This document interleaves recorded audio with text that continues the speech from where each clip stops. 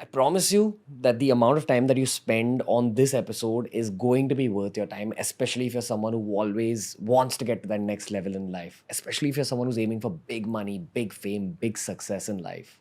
The reason I say that is because neuroscience as a subject, the study of the nervous system, the study of the brain, is one of those pieces of biology that you can apply in everyday life and improve your productivity, improve your efficiency, improve your experience of life, and even make your brain a lot more chilled out. That's what this particular conversation was about. It's an introduction to neuroscience from a very practical, day to day perspective. And I promise you, this is that one conversation that will stay with you long after you listen to it. All of the TRS conversations are like that, but this one stands out.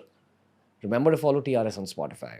It's Spotify exclusive now, which means that every episode is available on Spotify 48 hours before it's available anywhere else in the world. And this is Dr. Sid Warrior, who I'm sure many of you know already because of all the podcasts he's done on the internet. But this is the first time he's on the Ranveer show. And I honestly feel we found a TRS all-star. This is the first conversation that we recorded on this particular day of shoots. We ended up recording 3 more podcasts after this. That was the power of this one conversation. So now let me drop a bomb on you and let you enjoy this legendary conversation in peace.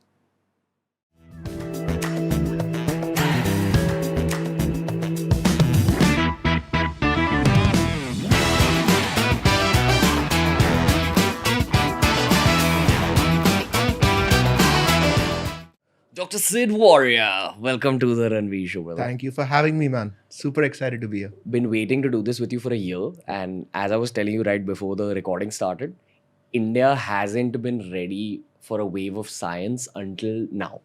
It's probably not ready even yet. And over the next 1 year, people are going to open up to how many science-based hacks they can use in their daily life. So you're a neurologist in Bombay. Yeah. Firstly, what does a neurologist do? Every part of your body is controlled by your nerves, Hmm. and all that is coming from your brain. Huh. I take care of that whole system. Hmm. So, from your brain to your spinal cord to your nerves to your muscles, Hmm. this entire system comes under neurology. So, neurologist looks after this whole system. Hmm. How did you figure you wanted to get into this? It's a long story. When I was in school, I realized that I liked human behavior, and I initially wanted to do psychology. Ended up doing medicine instead. I took up medicine, MBBS. Then thought I should do psychiatry because that is the closest thing to human behavior. But realized that I don't wanted to study the whole body. So ended up doing general medicine, that is MD medicine. And then it was very obvious that I wanted to do neurology because then that is, you're sort of approaching the same thing from the hardware perspective. Got it. So understanding human behavior, but you're going around trying to understand the networks. Got it. So yeah, for the sake of one of the apps that I'm building, it's called Level that I'm doing with Harshil Kara. It's my next big startup mission in life. We had to go deep into the subject of psychology. So I had to read a little bit of psychology. I had to figure out what the logic behind therapy is. And you know, I love that you said hardware versus software. Yeah. Therapists, psychologists, they look at things from a beautiful software perspective. Right. In terms of who is this human being? How is their mind working? And I'm sure they have knowledge about the hardware. Yeah. But you or Dr. Andrew Huberman, people like a man crush, I think a common man crush is. Yeah, I love him. And people should totally check out Dr. Huberman. He's a neuroscientist Yes. in US, and he runs one of the best podcasts I have heard in my life in general. Very crisp, very detailed. Yeah. But what I picked up from him was that you can actually hack your own hardware, you can hack your own mind to make it perform even more, to make it perform at a higher degree. I love that you said therapy because what therapy does is basically outsourcing one role of the brain to someone else, Which is what is that role? which is creating a story. Okay. So when your brain is functioning fine, everything that you are experiencing in the world around you, your brain is constantly creating a story to make yourself feel good, and it empowers you to deal with those circumstances. In mental health problems, one of the drawbacks of the mental health is that your brain cannot process information as well as it could have otherwise. Okay. So therapy basically helps you see the world differently. So you're literally outsourcing a part of the job that your brain is supposed to do to somebody else, to a professional. Going deeper into this concept of therapy, I wasn't one of those people who was against therapy, but I wasn't one of those people who promoted therapy as well. After studying the concept of therapy and hearing, where people say that even if you think you're okay, they say that everyone needs therapy. So I went deeper into that statement. What is the logic behind that? And I realized a lot of therapy is being asked the right questions and realizing things from within yourself, realizing things through the right questions. Absolutely. There are so many ways in which we lie to ourselves because we are constantly adjusting. Think of it as surfing. You are not aware of all the muscles in your legs and how your balance is constantly shifting, but you still want to remain erect. You don't want to fall down. Similarly, in life, every small thing that happens to you, dost ne kuch bol diya, your mom said something to you, you are constantly adjusting your balance in order to still remain erect, to still remain confident and comfortable. Sometimes those are small lies or small biases that we have. If you're not able to do that, you'll fall. And if you keep falling down, you lose confidence in yourself that you cannot maintain balance. And then you go into a spiral. So this is like a very basic way of understanding mental health. So therapy is you're reaching out to somebody and saying, tell me again how I can maintain balance. Got it. So they teach you. Are there lifestyle factors that can actually be a substitute for therapy from a hardware perspective? Absolutely. Because again, coming back to the example of surfing, if your legs are strong, balancing is easier. It's not just surfing is not just a state of mind. You need to work out your legs. You need to work your back muscles. I have a friend who does air pistol shooting and he spends 2 hours every day just working on his lower back because apparently you need that kind of tone in your muscles to just stand straight and pull the trigger. Similarly, in mental health, a lot of your basic hardware requirements should be taken care of, which is sleep and diet and exercise. If your hardware is proper, suddenly the software seems to be working much better. Yeah, so we used to get a lot of criticism for this early on when I feel the neuroscience wave hadn't hit the general public, where we used to promote the idea of mental fitness. So what is that? That was a sort of a cute, sellable term that I had developed from my own experiences because I'd see my friends around me who didn't take care of their physical health, didn't go to the gym, ate whatever they wanted, smoked a lot, drank a lot. I also drank a lot, but I'd balance it out, with a lot of working out, lots of cardio, great sleep, lots of meditation, which I also feel is one of those hardware polishing tools. Beautiful. And I'd always see that definitely I had my ups and downs with mental health, but I was able to pull myself out of those downs much more easily. And that's why in I think 2017, 2018, when we needed a shift from creating just fitness videos, I thought let's create mental fitness videos. I don't know what that is. It's definitely not mental health, but it's something that I can't put into words. And it was actually this, hacking your own hardware so that the software works beautifully. Absolutely. It's think of going on a road trip, right? You know how to drive a car, you know where to go, but the better your car is, the more oiled the engines are, the more petrol you have, the more you know how to maintain your car, the better your road trip will be. Because who knows at what point you'll get a puncture, something will happen. So you need to know, A, you need to maintain it, and B, if something goes wrong, you need to know how to fix it. So that is the way that I look at it, that you have to maintain your body in order to maintain your mind. Because otherwise you're just adding more and more stress to your mind to compensate for the lack of physical fitness. Also, I think what most people fail to understand, especially when they're in college, is that life isn't easy. Like when you actually head into life, you are challenged, you are met with disappointment, you are met with breakups, slaps, punch downs, and you sort of need to keep your mind ready for those things. People who have a weak hardware, a weak level of mental fitness sometimes get hit by life and then are not able to get up. Do you observe this? Oh, you're just circling on a very cool definition of health. So when you said mental health versus mental fitness, when you go to the gym and you have to say lift 100 kgs on the first day, it's not going to happen because your muscles are not used to it. But you can gradually build yourself up to lifting 100 kg and it's okay. Similarly, in mental health, the ability to respond to a sudden stress is what mental health is. When you are in a vacation, you're surrounded by friends, family, everything is good, you're mentally healthy. But are you really mentally healthy? When there is a stress, can your brain take it? That is what defines mental health. So all this, what you're trying to do when you say go for a run every day, why? You don't need to run, but you're preparing your heart for that time when you might need that extra energy. You're preparing your muscles. Similarly, mental health is you're preparing your mind for whatever time you might need it. For me, that is mental health. You're increasing reserve. You know what I find fucked up a little bit? Kids these days, Gen Z, intelligent, okay? Crazy intelligent because they've had access to information. But they so often kind of voice out, oh, it affected my mental health so badly. My mental health has gone for a toss. Without understanding this other side of mental health. That, life is difficult.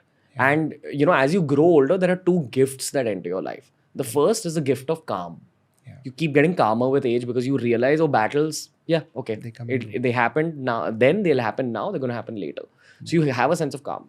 The second gift is that if you're lucky, you often discover these hardware polishing tools. Rather than addressing just your mental health and saying, oh, my mental health has gone for a toss, why not change that sentence in your head? Why not change that thought and say, my mental health isn't in the best place. But let's, from today, focus on action, focus on working towards my mental fitness, which could even begin with, let's just focus on sleep, getting great quality sleep. Because sleep has power, and I'd love for you to, one, explain the biology behind everything that I said, and probably towards the end, highlight specifically the biology of sleep. The thing what you said about kids saying my mental health is fucked up, on the one hand, I love it that there is more awareness about mental health. It's great that people are aware that mental health is something that can get fucked up, because we have gone a full circle. Earlier, the thing was don't talk about mental health at all. It's a taboo. And now we have gone to the other extreme where everything is mental health. Every small stressor is, I'm not mentally fit to do this anymore. In a way, great for the conversation, spread the word.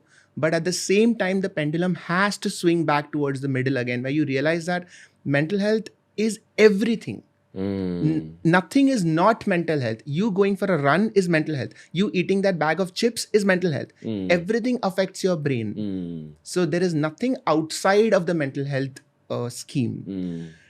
The important thing about sleep is that sleep is when your brain takes care of itself. Think about this. The moment you wake up, the doors and windows are open. Everything in the world is entering your conscious self. And most of your energy is just spent in creating that story. How to deal with this. Right now, I'm here talking to you. Everything that you're saying is input. I have to deal with what you're talking about, the visualization that you're creating. When I'm sleeping, the outside world is cut off. Now my brain has time to process it. All those neurons that had been activated, wo sab kya kare, kidhar jaye? So now they will form new connections, they'll form new ideas, and then you might wake up with thoughts that you've not had before. And another thing is, there is a cleanup process that happens. So there is something called as the glymphatic system. Okay. Which is essentially the garbage removal system of the brain. Got it. That is active in sleep. Your brain shits in sleep. Brain shits in sleep. Okay. And if you don't sleep, you're basically constipated. And that kind of accumulates. So there is a toxin accumulation that happens over many years, which is one of the things that they say leads to Alzheimer's. Wow. So it's very, very important that you get good sleep. I'm tripping out a little bit on you, dude. I'm really enjoying this podcast. For real. Like, I knew it'll go down this path, but you're answering so many of the things I realized in my mid-20s, late 20s, things that I'd battled with in my early 20s, in my teenage. And I'm so glad that teenagers of today can just get access to this information, bro. You know what? I don't think information is the problem anymore. I think it is about developing the state of mind where all that information can stick. That is the challenge today. Retention, appreciation of what you have. 500 years ago, we were living in an age of... the problem was access to information. But now there is an excess of information available. So information is no longer the problem. The problem is, what do we do with all this information? So then you might equate something very useful with something not useful and say, dono YouTube pe hai. Kya hi farak padta hai? 100%. We have a common friend, my brother Raj Shamani. So I'm sure you've been on his podcast as well, right? Raj Shamani and myself, around the beginning of this year, we were creating motivational reels on Instagram. Right. And we were getting heavily criticized after a point. Ki, how dare you spread toxic positivity? How dare you spread hustle culture? We weren't. both of us have like come up the hard way. We're both self-made dudes. We've really kind of worked our way to the top, and we're sharing what we've learned over the years. Sure. Now, if you are aggressive about reaching the top, there is a certain level of aggression you need at the bottom also. And those were the things we were trying to put out in the world. Keeping this in mind, I want to highlight this one podcast I found on Spotify around the same time. So the podcast is called Yours Mentally Podcast, run by teenagers. Love it. Love it for the same reason you love it, that mental health is being spoken about so much. Right. But they're speaking about it a lot from the software perspective, which is also okay. Right. Almost no episode, at least early on, was addressing the hardware side of things, was addressing mental fitness, or what we call mental toughness, which you hear the superstars of the world speak about. Be it David Goggins, be it Joe Rogan, be it Kevin Hart, be it Indra Nooyi, be it the CEO we've had on the show, Radhika Gupta, be it my 200th recording, everyone's highlighted mental fitness, mental toughness. What I love about this show is that they're spreading knowledge and they're curious to learn more. And the teenagers, I wasn't thinking like this when I was a teenager. Incredible. But what I learned later on in life is that when you're going very deep into a subject, it's also wise to take a step back and see it from another lens. Definitely see it from the lens of modern day therapists, but also see it from the lens of modern day neurologists, the hardware of the mind. Yeah. And I do recommend the listeners go check out this podcast to understand the software side of things. But I want to highlight the hardware side of things. For example, let me read out some of the early topics. Okay. Anxiety in teenagers, teen relationships and infatuation, insomnia and sleep cycles, gaming and mental health, dysfunctional families, gaslighting, toxic positivity. These The are episode great- I'd heard These at are that great time. topics, yeah. And they had said, oh, there are the Instagram influencers who spread toxic. And it was obvious that they were talking about Rajavani and myself. Right. But you're 19 years old. Life is going to hit you in many ways over the next 10 years. Right. Your perspectives are going to change. You're going to completely be a different person by the time you're 22. By the time you're 25, you're going to be a third kind of person. 29, fourth kind of person. So, over the course of these years, from the age of 18 to 28, I've gotten very deep into the hardware side of things. And only recently, because of podcasts like this, I've gotten into the software side of things. Yeah. But the hardware side of things has honestly protected me. The software side has educated me. The hardware side has protected That's me. a lovely way of putting it. Yeah. And the protection is what you need to attack also. First, learn to defend yourself. Learn to have an armor on. Then you'll figure out how to use a sword also.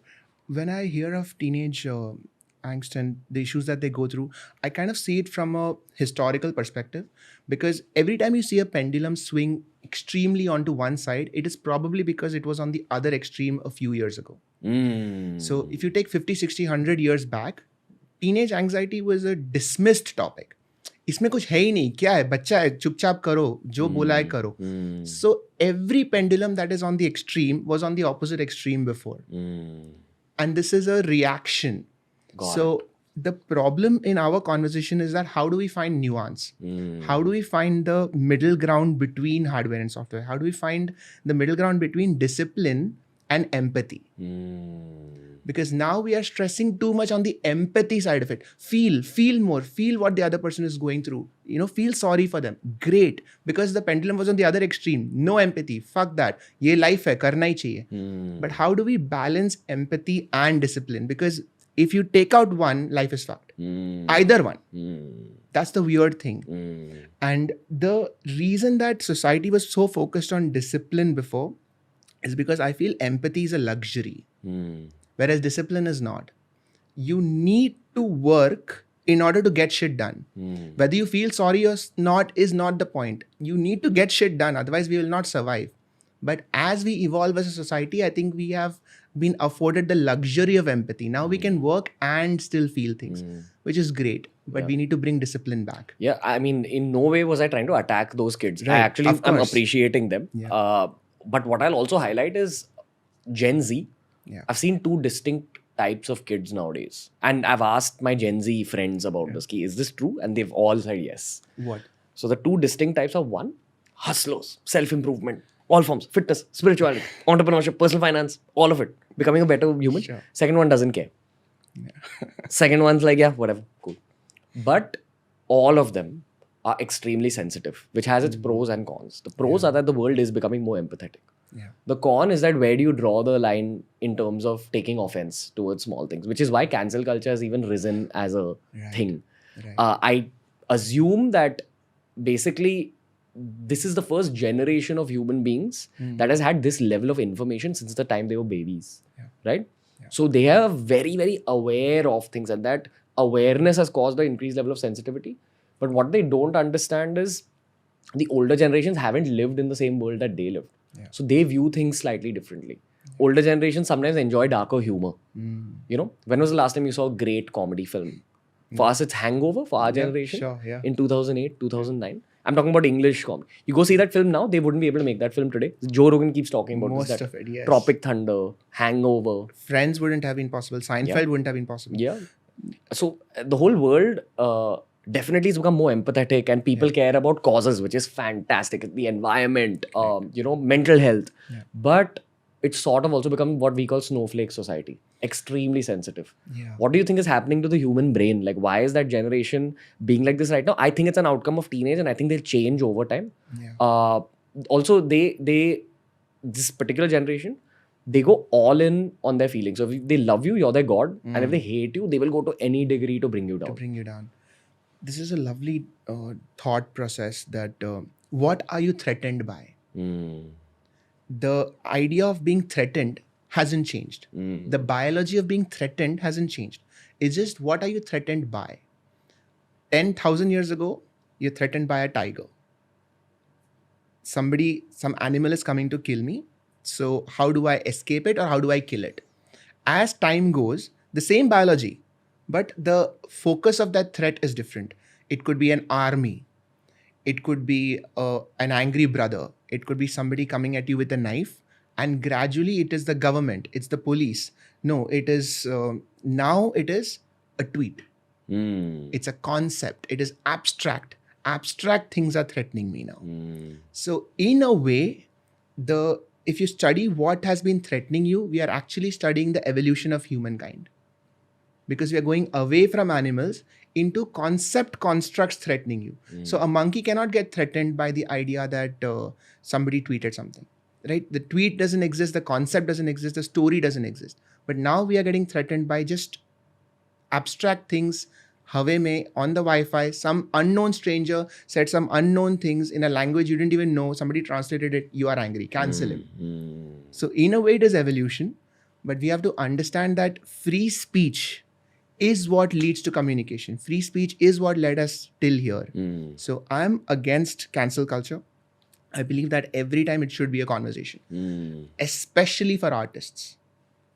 Because art has the responsibility of figuring out what else can we do. Because art is basically creation, and you cannot create perfectly. Creation means messing up. Creation means figuring out the 10 things that doesn't work. So I feel that canceling an artist, I feel, is counterproductive to our own evolution. And most cancel culture happens because of teenagers. This is one thing I've observed. But what they need to understand about biology is that your brain is still being molded right up to the age of 25. Yeah. Even beyond. Even beyond? Yeah. First, could you explain that 25 mark? Because this is what I've read. I think I heard it on Huberman. Yeah. What actually happens up to the age of 25? And then could you explain what happens beyond also? So think about this. Think of it like a tree. The roots are there from the moment you're born. So the basic structure is there. And then as the tree grows, the stem, the initial branches, they all develop during your early childhood years. But the tips of the leaves, the things that you actually see from outside, they keep on evolving till you're 20, 25, 30. So that is the prefrontal cortex. So literally like a tree, it goes from your neck up and all the way to the tip of your forehead. So the evolution happens in this way. Wow. So your prefrontal cortex, which is the part right behind your forehead, that is the most recently evolved part of the brain. Got it. So the And base, that keeps base is your spine, your medulla oblongata. Correct. The section at the brain back of stem. your brain. Got it. So it's literally called a stem. It's the stem that holds the brain. Okay. And you're born with that. That doesn't change throughout your life. And then above that is the limbic system. That is where the emotions are. That constantly evolves. And your prefrontal cortex is the one that decides your personality, your logic, your calculation. That is immature till the time you're 16, 17, 18, 25, 30. It keeps on evolving. Got it. And basically, your personality evolves depending on the stimulus, as in what is outside. Exactly. So, if you read things, you can evolve your personality. If you choose to be with certain people, if you choose to cut off friends, your prefrontal cortex will actually physiologically change. The networks will change, the connections will change. Because what goes in decides what stays. Could you highlight this a little more? Like your networks will change. Is this the concept of what we call neuroplasticity? Yes, absolutely. So neuroplasticity is when neuron A, who has never talked to neuron B, suddenly realizes that, oh, you guys are right next to each other. Let us shake hands. And neuron A talks to neuron B, and that is a new connection. Just 1 second, bro. I don't think people understand how many neurons there are in the brain. Let's start with that. Okay. Yeah. So, and is it true that you only use a very small fraction of the total number of neurons in your brain? Okay, let's deal with that. So first of all, in the brain, there are more than 1 billion neurons. Each neuron talks to another neuron through something called as a synapse. And there are more than 1 trillion synapses. So this is the basic hardware of the brain. All of us have this. The difference between you and me and everybody, why are we so different if we are all having the same number of neurons, is the way that they are connected. That could be unique. That is unique. No two human beings have the same connections of neurons. That is what decides your personality. That is what decides your thoughts, your dreams, all of it, your voice patterns. So when you learn, when you say that people only use 10% of their brain, that is not true. All neurons are being used for all of us.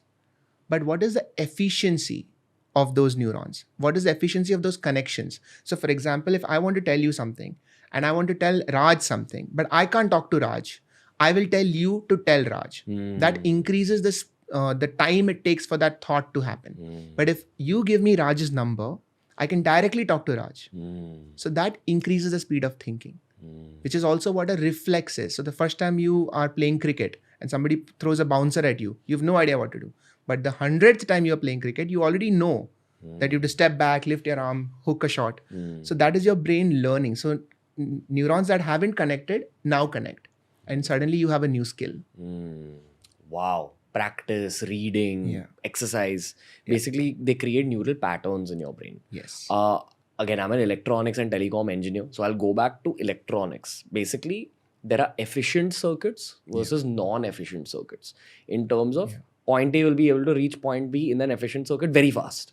As in the electricity will be able to travel from point A to point B very fast in an efficient circuit. But in a non-efficient circuit where there is resistance in the middle, where there is things for the electricity to do in the middle, it'll actually take time to reach point B from point A. And often science mimics the human body in many ways. For example, cameras are like built based on the human eye. Electric circuits are based on the human mind. And also the human mind, the entire nervous system, the spinal cord is an electric circuit. Is electricity. It is actually neurochemical. It is electrochemical. Okay. So you have wires through which electricity runs. But then wire A to wire B, that synapse is a chemical. So it's electric, chemical. That is how connections run up and down your nervous system. So why does sleep, meditation, exercise, why do these things make your brain fire faster? Why does it give you more peace? Why does it make you so-called more intelligent? Why do these things happen? So the fundamental concept of peace, I feel, should be understood from the point of view of stress. When anything is wrong in your system, you have an increased amount of stress. Now, this is true for neurology. This is true for your bones. This is true for your immune system. If you have some bug in your stomach, if you've eaten something wrong, there is inflammation in your stomach. So there is stress. So you don't feel good. Similarly, if there is too much stress on your bones, there is pain in your bones. Similarly, if there is too much stress in your brain, that sets off like a chain reaction. And that brings down the whole system. Is it something that I can refer to in extremely colloquial terms as brain shit? Like shit starts forming in your brain? In colloquial terms, it is backlog. You can think of it like backlog. If you have too much undealt stuff in your brain, then it increases the level of stress. It actually increases something called as cortisol. So that is a stress hormone, Baggage, you mean? baggage. And baggage could be long term, like, oh, I've had a breakup, I've not gotten over. Or it could be tasks that you're supposed to do going forward and you're constantly thinking about those tasks. Yeah. So when you talk of thinking, you're saying something called working memory. So you can only focus on 3, 4, 5 things at the same time. And the more number of things you try to put on your brain at the same time, it increases your stress because now you can't focus. Your attention is a precious thing. So you can only divide your attention between 2, 3 things. So the more things you try to focus on you try to put on your attention, the more your stress increases. Okay. Where does meditation lie in all this? Because I know studies are being done on meditation lately in the last 10 years. I think from 2008-ish it started. Yeah. 3 things I know for sure is that 1, it has an impact on your prefrontal cortex heavily, which is your learning ability, I believe, Yes. your personality, your emotions, your emotional stability.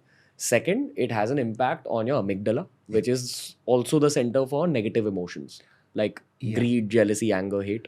Not specifically. Those are all concepts that we have created. Okay. The amygdala, the main function of the amygdala is what to pay your attention towards. Okay. And that is triggered by a simple thing, which is fear. The whole job of the amygdala is to tell the brain where to focus on. And nothing is more important than something that you're afraid of. Because evolutionary psychology. Like earlier, we had to be aware of where the lions and tigers will come to eat us from. Exactly. When we were evolving as Stone Age Exactly. people. So if you have, say, a bunch of fruit on one side, you need it. You want to eat it. It's good for survival. But if there's a tiger next to it, it is the role of the amygdala to tell you that ignore the fruit, pay attention to the tiger, because that is what is more important for survival. So what if impact does meditation have on the amygdala? It calms it down. It says that don't be afraid of everything. Yeah. So amygdala activation reduces on meditation. Okay. So it is quite literally calming you down at a biological level. So when they say it reduces the activity within the amygdala, it's actually just making you more chill in life. Yeah. The third thing that I've understood about meditation's impact on the mind are impacts on the corpus callosum, which links the 2 hemispheres of the brain. Yeah. It effectively, in layman's terms, increases your processing power. In a way, yeah. The corpus callosum is this doorway between the right and the left part of the brain. So the 2 halves of the brain talk to each other through the corpus callosum. It is always talking to each other. One interesting thing that a meditation does is it cuts off the outside world without you falling asleep. Right. So meditation is that zone between awake and asleep. Another concept which is close to it is lucid dreaming. Yeah. Which is you are approaching it from sleep towards the awake state, whereas meditation, you're approaching it from awake state towards sleep. Yeah. One of the meditation courses I did explained exactly this in a cute way. They said that imagine that sleep is your physical body being off, but sometimes your mental body can be on during dreams because you're still perceiving colors, you're still perceiving sound, you're still perceiving logic. Correct. Meditation is where your physical body is awake, but your mental body is completely asleep. Wow. Because you're going into a dark, deep place. What is meditation? All forms of meditation. Advanced meditation also are basically about focus. Turning your focus into one thing. It could be a breath, a mantra, the sounds around you. But basically taking focus as a weapon and aiming it somewhere and constantly shooting at it. While you're shooting at that one area of interest, of course you're going to have thoughts about your girlfriend, about your breakup, about your mom, about your work. Then pull it back and try shooting at that target again. Yeah. And long term, when you're doing this, it's effectively like doing constant bicep curls for your brain. That's a nice way of putting it. If you imagine everybody around you walking around with a torch, okay, at any given point of time, that torch can be pointed only towards one thing. Imagine the whole world is dark and everybody has a torch. What they are pointing that torch towards is what their mind is seeing at that moment. So all of us right now can only have one functioning thought at the same time. It could be for a millisecond, but that torch is on that thing for that millisecond. So if I say, everybody think of dog, for a millisecond, your torch was on a picture of a dog in your head. And then the torch went to somewhere else, your girlfriend or your phone or something, some beep on your Instagram page, whatever. What meditation does is, it doesn't turn off the torch, but it tries to turn the torch inwards. So now your torch is still on, but you are focused more inwards. So when you say focus on your breath, you are actually focusing on a process that is starting from the base of your brain, because breath comes from your brainstem. So you're literally turning that for power of your attention inwards inside your brain. And so you are in a loop within yourself, which is a beautiful thing, because you're always stuck in external loops. Log kya kahenge, log kya sochenge, log kya dekh rahe. But now none of that matters, because you've cut off the world. And now you are an independent entity, which is what is so beautiful about meditation. This is where I want to highlight something I learned from Dr. Huberman. Neuroplasticity for the average person is basically the ability to cut off certain habits and make new habits going forward. Because everything that you do in life, in terms of success, in terms of your relationship, boils down to habits. You work hard every single day consistently. You put out a video on YouTube every single day. That's a habit. But it's taken time for your brain to create that habit. You cut off a certain addiction. You're an alcoholic, but eventually you cut it out. Okay, and then it's had an impact on your long-term life. Your health has gotten better. Your brain has gotten more clearer. You've saved time. You've saved money. All this is an outcome of habits. Similarly, relationships. If you're spending more time with your partner, if you say that no, I don't care. Every Sunday, the entire day is dedicated to my girlfriend or my boyfriend. That's a habit. Yeah. So your whole life's outcomes and your whole life's experiences boil down to habits. Yeah. Habits are caused or broken by neuroplasticity. What people need to understand about neuroplasticity is that it's two-pronged. There are two parts to creating or letting go of habits. The first is the actual actions that lead you to forming the habits or letting go of it. No, I don't want to pick up that joint. So I will choose not to take it from my hand. I will choose not to enter that room. I'll choose not to hang out with those people because I want to quit smoking weed. I want to stop drinking alcohol. That's the action. Okay. Definitely it's formed some sort of new neural patterns in your head. But to solidify those neural patterns, this is what the key about neuroplasticity is. And correct me if I'm wrong, Doc. Yeah. It's so far it's perfect. Okay. The second aspect of neuroplasticity in terms of solidifying a habit. Going from, I don't want to drink alcohol to, no, I just don't need it anymore. You know, that bridge. Like solidifying the habit you want to form. Going from, oh, I have to upload a YouTube video to, oh, it's Thursday. Of course, my YouTube video is going up today. That aspect gets solidified in sleep, when you're relaxing, when you're resting, when you're chilling. Or when you're meditating. Your identity is formed when stress is down. Actions can get started. You can kickstart an action in times of stress. Somebody shouting at you, your gym trainer shouting, drop down, give me 10 more. That is, you're trying to lay the groundwork. But it's not your identity. Your identity happens when there is no gym trainer and you're still dropping down and giving yourself 10 more push-ups, because that is who you are now. And that is what takes time. But the beautiful thing is, I think of identity like Lego blocks. We take so much pride in, this is who I am. This is, or so much shame in, oh no, this is who I am. Both of those things are unnecessary, because you can change. So you can become whoever you want by just building those blocks in a particular way. Just as you said, building those habits. Or something can just come and change the way that you've arranged your own blocks. So you have to always be aware that identity is a fluid thing, and you can work at changing it and be aware that something else can come and change you. Could you explain the biology behind what I said in terms of specifically what happens biologically in your brain? Yeah. There is a term I want to introduce. It's called long-term potentiation. Okay. Basic concept. When neuron A wants to talk to neuron B, initially they're very shy, because say one of them only knows Marathi and the other one knows only Hindi. Now they can't communicate. So neuron A starts teaching neuron B how to understand Marathi.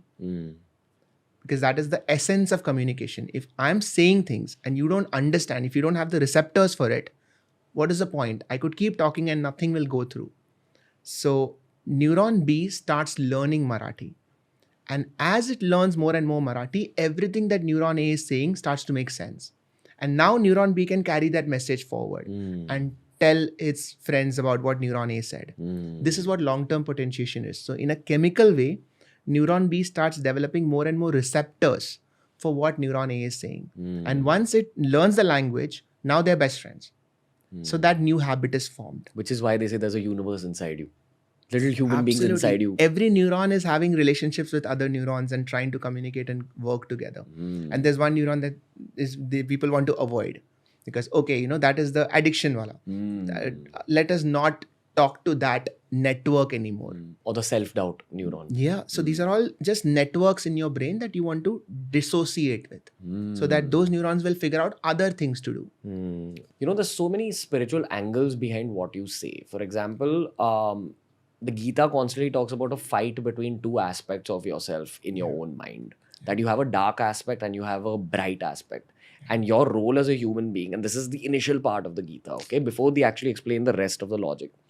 They say that your role as a human being every single day at night is to ask yourself that which side have you allowed to win? Have you allowed your light to win or have you allowed your darkness to win? Because the darkness is inside you, the light is inside you. And what you're saying, that there are dark neurons inside you, there are bright neurons, there are positive ones which develop good habits, which will bring you success, which will bring you money, which will make you more empathetic, which will make you a better person, which will make you a better lover. And then there's dark ones which say, no, I'll be selfish. I'll doubt myself. I'll fear my life. I'll hate that person. I'll be jealous of that person. Every night ask yourself, which one is one? Why every night? Again, because night is the time you're going to enter sleep. And habits are going to become identities. Actions are going to become identities. Specifically highlighting sleep. What happens in your brain which solidifies these habits? Is it what you said, that neuron A's connection with neuron B, the good connections become stronger? It is. It is also about understanding that all these so-called dark neurons or neural networks came because of a reason. Nothing is actually dark. Nothing is actually negative. All these networks evolved to keep you safe. That is the irony of things. All the bad habits that we have of eating more, of watching Netflix all day, of not wanting to exercise, all these bad habits actually evolved to keep you safe. In the times of the Stone Age. Yes. In times of deficiency, in times where we didn't have resources. Unfortunately, our brain has not evolved to live in the 21st century. It still thinks that we are in the Stone Age. It still thinks that if there is a high calorie food in front of you, eat it. When will you get the next one? You'll have to cross the desert to find the next fruit. Eat jitna mila khao. Similarly for social validation. Social validation is a huge, powerful motivator in your brain. So when somebody says, I don't like you, why does it feel so bad? Because in your mind, the tribe is kicking you out. And in the jungle, if the tribe kicks you out, you are dead. Because you need the tribe to survive. Which is why cancel culture makes people feel like ending their careers. But if you have a powerful neural network and you say, no, my actions and my plans are bigger than the cancel culture, you'll be able to overcome canceling online, which happens to all of us nowadays. Exactly, because you need to be aware that you're not in the jungle anymore. And so when you mentioned Gita, I really love that you brought it up. I actually tried to do an entire neuroscience of Gita series. Wow. So just read through the whole thing and try to understand, is there a scientific basis for this at my level, whatever I could understand. And there is. So there are verses in the Gita that talk about how we are slave to our senses. That basically means slave to our initial pleasure systems. Which are? How do we train someone to do something? We give them something that makes them feel good. So if you have a dog, you give it a treat. Every time it poops where you tell it, it sits where you tell it, you give it a treat. The dopamine network in the brain is the treat that the brain gives itself. Dopamine is your feel-good hormone. Dopamine is the hormone that makes you feel good. So every time you do something that is good for survival, your brain rewards itself with a dopamine treat. Literally like training a pet. Okay, good boy, you ate that fruit, here is some dopamine for you. So now you say, oh wow, I feel good, let me do that again. You had sex, great. There is a lot of dopamine for you because now your species will reproduce and you will not all die. Lot of dopamine. Your friends are all proud of you. You are the leader. Lot of dopamine. You get money, that is power. You have power over your society. Lot of dopamine. Every time you do something that is good for your survival, you get dopamine. That is how we are trained. The pleasure of the senses is we are stuck in that dopamine loop. Taste, touch, sight, sound, smell. Every time you are doing something that is good for your survival, you get a dopamine kick. You are stuck in that loop. Let me keep doing that more and more. This is the limbic level. Even if you cut off your prefrontal cortex, you can still function at that level. What does the prefrontal cortex do? The prefrontal cortex has the ability to detach from the limbic, create stories about yourself. What is my identity? Beyond this dopamine loops, beyond this just circle of pleasure and pain. लोग मुझे अच्छा बोलेंगे मुझे खुश लगा, बुरा बोलेंगे बुरा लगा. We are always in that loop. How do we detach from that? How does the prefrontal cortex detach from the limbic? That is what Gita is talking about. Why do they say that physical pleasures are the lowest form of pleasures? Then you have intellectual pleasures, which are higher. And then there are spiritual pleasures, which the layman might only understand as meditation or faith or bhakti. Yeah. But there are higher spiritual pleasures, which honestly advanced meditators know about, but we're not allowed to speak on public forums. Sure. But could you kind of highlight intellectual pleasures and spiritual pleasures as deeper pleasures than just ejaculation or eating a cake or, you know, even like whatever. What do you say? Like listening to music. When you say pleasure, we tend to club a lot of things together. So the most basic happiness hormone is dopamine. But that's not the only one.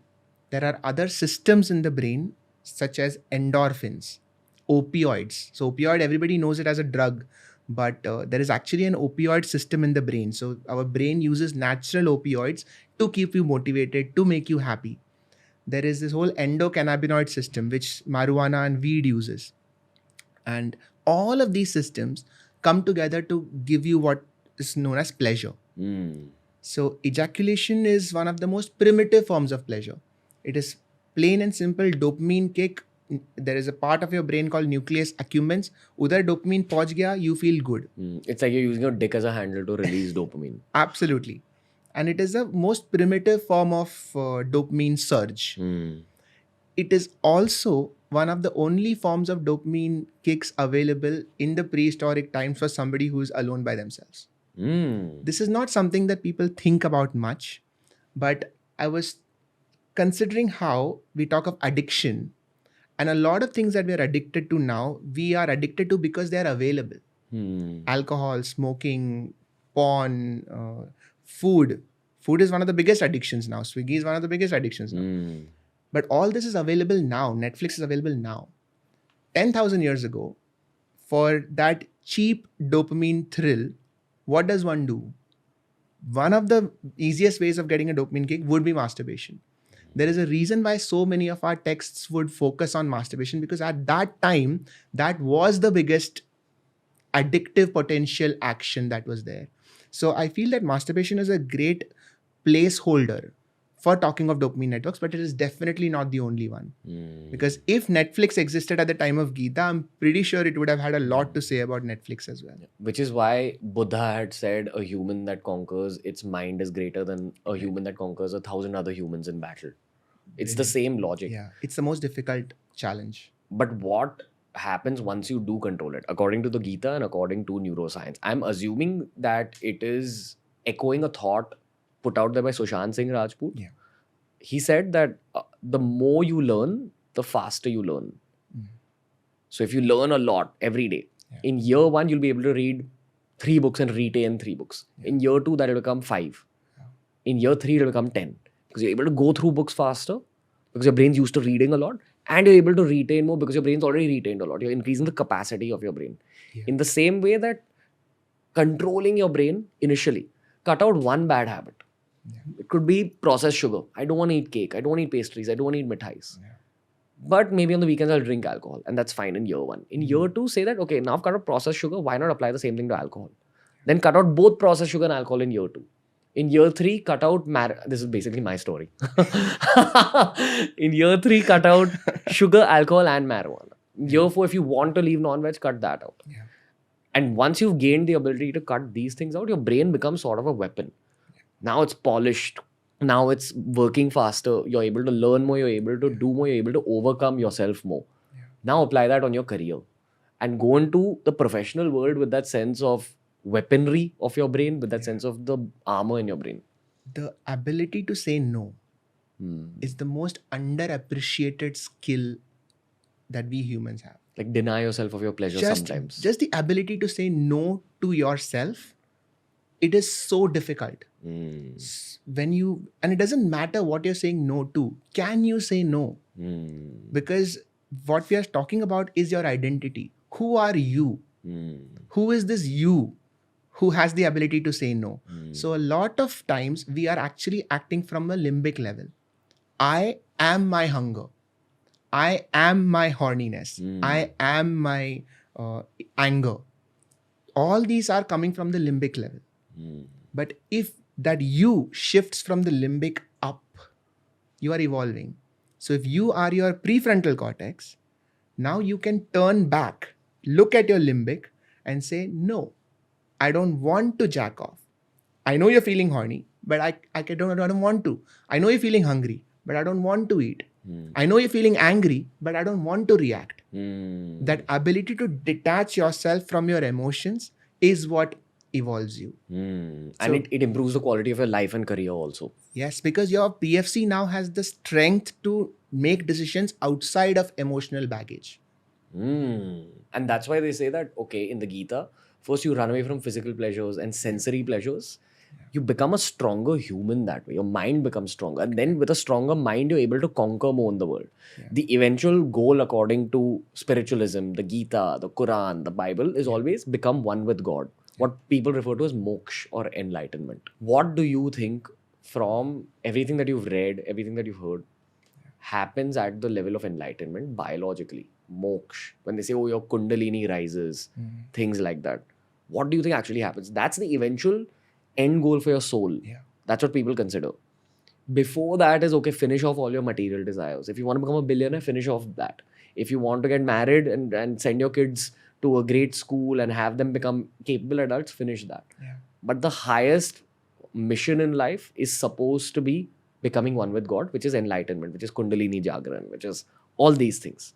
Biologically, what do you think of enlightenment as a concept? I feel that our biology is trained to first and foremost keep you alive. Everything that the body is trained to do, it is trying to keep you alive. That final stage of enlightenment is when your brain is convinced that there is no need for so much panic anymore. There is no need to try so hard to stay alive anymore. Life is a part of a series of events. It comes and goes. And now you are beyond all this. It is one thing to say this. It is another thing to actually believe in it or feel it. Because if there's a fire in the room, none of us would sit here. We would all panic and go because our limbic system will take over. It has veto power. We may think that we are in control, but our limbic system has ultimate veto power. If it wants to, it can make us do anything.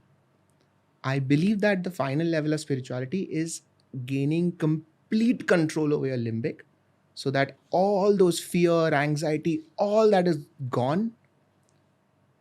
And the weird thing is that once that happens, I don't think we will be us anymore. Because we underappreciate how much our fears and anxieties actually define our personalities. So to be truly disconnected from our emotions means to be truly disconnected from our identity. What I love about philosophy and spirituality is that it is the study of future sciences, science that's not been discovered yet. And this is what I love about talking to people like yourself, who are people of science. Science is your life. And I've seen that the people who actually dedicate their life to sciences also submit to philosophy and spirituality. They say that there's some knowledge in there which we've not yet reached, but we're trying to go there. Absolutely. And speaking about enlightenment, I definitely feel the first step is what you said, where you're not a slave to your own biology anymore. The second step is what I believe to be some sort of a cheat code kind of for your brain, where maybe certain systems get turned on, like your endocannabinoid system, in a way that it's never experienced before. That's why they say that's perpetual bliss, enlightenment, moksha. And then I feel there's probably 18 or 18,000 steps after that happen, which we can't even fathom. When they say that, oh, then you're capable of miracles, you're capable of being at multiple places at the same time. All these things you read in autobiography of a yogi. All these larger than life things that you hear of. When we say that, okay, there's a universe inside you, but it's just not completely Jagrit yet. It's not awakened yet.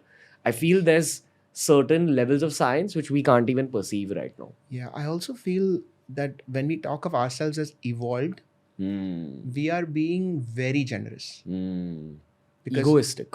very egoistic, and it makes sense because we need to feel good about ourselves. So when we call ourselves evolved, that is actually our limbic system fooling us so that we all feel good about ourselves. We are not evolved. We are very much monkeys who have figured out how to operate a smartphone. But we will get there. The hope is that as we keep on evolving, we are going to get more and more detached from the limbic, and we're going to understand that this is who we are. This is what identity means. This is how the brain works. And gradually we will dissociate from all this. But we are nowhere close to that yet. Dr. Sid Warrior, you got 20 million podcasts in you. If we keep jamming like this, let's call it quits on the first episode. Cheers, man. Right here, let's drop it off where people are hungry for more. This is the first conversation you and me have had in person. Yeah, dude. Was incredible. Probably maybe in the last tiny section of this podcast, which could just be a few sentences, I'd like to summarize everything that you said. When we talk about making money or gaining success, it begins with first fixing your mental health. It begins, especially in the modern day, right? Understand the nature of therapy. Go for therapy if you need it. Second, understand the power of sleep, relaxation, just chilling. Third, form habits. Understand the concepts of neuroplasticity. Deny yourself of your pleasures sometimes. Have goals which are stronger than your pleasures sometimes. And the fourth is understand that material success is the first step towards larger than life success, which people refer to as enlightenment or spiritual evolution. Would you like to add anything to this kind of timeline? I would like to add that we are fed this image of success, which is the last stage. So every kid grows up watching Cristiano Ronaldo, but the amount of pain that you have to go through to reach there, nobody really appreciates unless you start down that journey. So I feel that we have to change our relationship with pain. Just as a thought.